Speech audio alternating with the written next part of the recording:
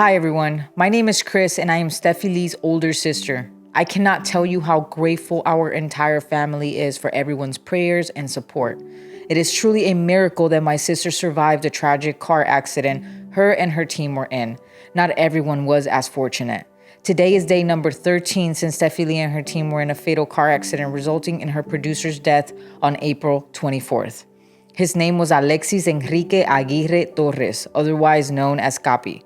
He was an extremely talented 22-year-old producer and had flown in from Puerto Rico on Wednesday, April 21st to be a part of the 4-day Texas tour that Stephy Lee was on, opening for legends of the reggaeton industry, DJ Nelson and Alberto Stiley. It turns out that Capi was a huge fan of DJ Nelson and was able to meet him. Capi quit his job to come to Texas to pursue his lifelong dream of being a singer. Stephy Lee was going to share the stage with him on the next show, which was the show they were most excited about, and it was going to be a surprise for Capi. This is what we know from that fateful day. The accident. Stephy Lee and her team drove to San Antonio for the second show of the tour, and they just wanted to go perform and come back to Austin to rest up for their third show in Killeen.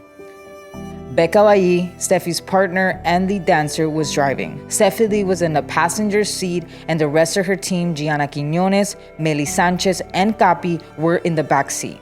They were in a white Kia Forte, brand new, purchased just 2 months ago.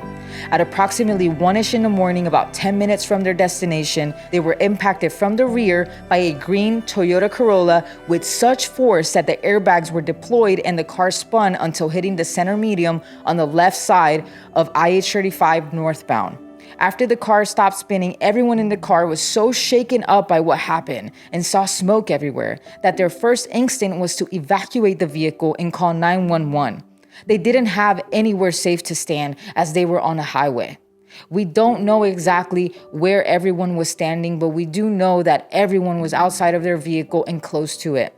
Several minutes later, another car, white Acura, impacted their car again at highway speeds. And in this impact, the Kia, the car that they were next to, impacted everyone and sent most of them flying over the center median and landed on the southbound side of IH-35 onto incoming traffic. Stephy Lee landed on the fast lane. Since they had already called 911 after the first hit, by the grace of God, first responders were able to arrive on the scene and take everyone to the hospital quickly.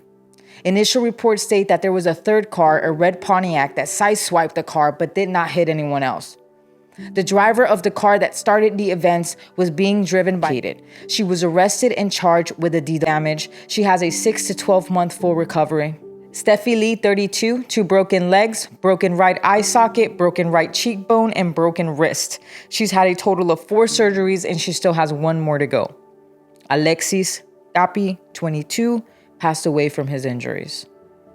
Next steps are, we've hired lawyers to handle Stephy's case, and everyone on her team is also being represented by the same lawyers. Stephy is still in the hospital and will continue to be there until she can manage the pain she's in, which is absolutely excruciating, and at the very least transfer herself into a wheelchair with minimal help and can handle her basic needs. We're still waiting for the police report to be released. Some things to note. Stephy and Meli did not have medical insurance. The law does not recognize the domino effect that caused the chain of events. That if the first hit would have never happened, they wouldn't have been in the middle of a highway and they wouldn't have gone through this. So we may never get true justice for what happened. The false reports initially reported by the media were sourced by first responders. There's simply no accountability when it comes to the proper use of social media, and definitely no one held responsible when the media reports lies that destroy lives. We as the people must stand up and demand these things for ourselves and our loved ones, because the truth is that no one is going to do it for you. We are so thankful for all of the support, and this is just the beginning of a long journey. These girls are warriors, and they will fight for their dreams. Everything that they were building will not be destroyed because someone that had no regard for their actions destroyed other people's lives. If you feel in your heart to donate or have ideas on how we can raise funds on their behalf, please let me know. Also, we will be sending out weekly newsletters to keep everyone updated. If you would like to be the first to get those and more reports like these, please click on the link where it says, yes, keep me informed. Be safe, hug your loved ones, and talk soon.